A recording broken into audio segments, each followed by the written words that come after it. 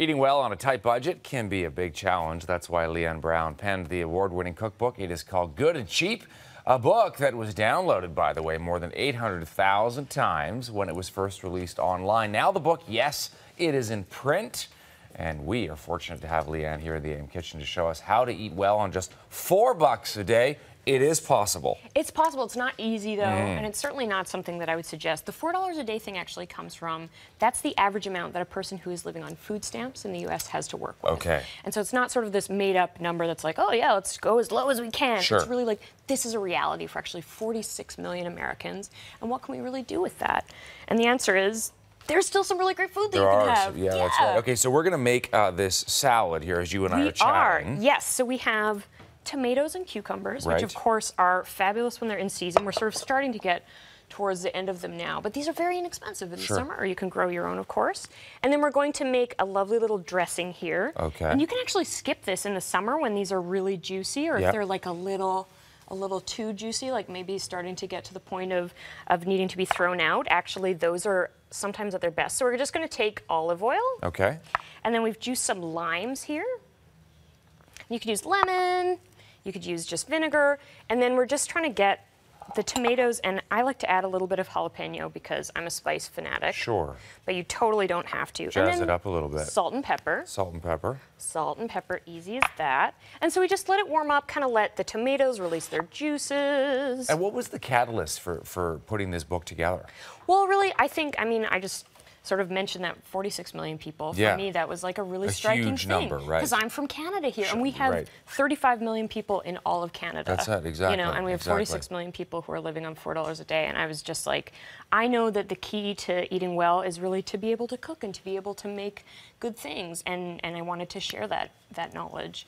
There are a lot of people who are, perhaps students, living in residences. I mean, there's all different people with different configurations, I hear so much right? about students right now. Well, it's back to school. And I mean, I remember the first time I was out on my own, sort of not knowing what should I fill the cupboard with, and what are the best deals, how do I really decide?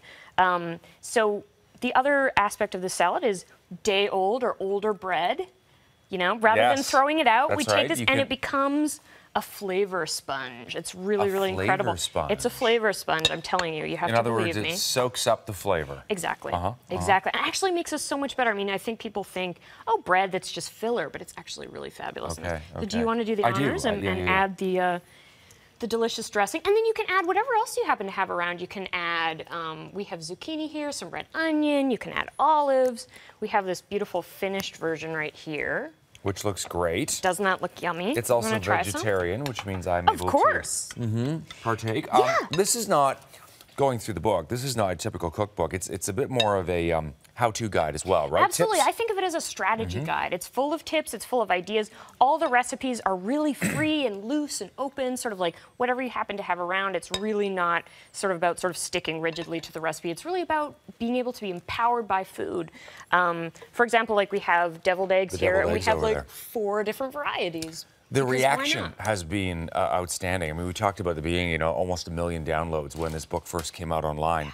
And now it's in print. It really resonates with people. It has, and I'm so honored by that. It's way beyond what I ever would have expected, but I think it just speaks to the power of good food, and that a lot of people are looking for this information. And it also talks a lot about how much food we waste.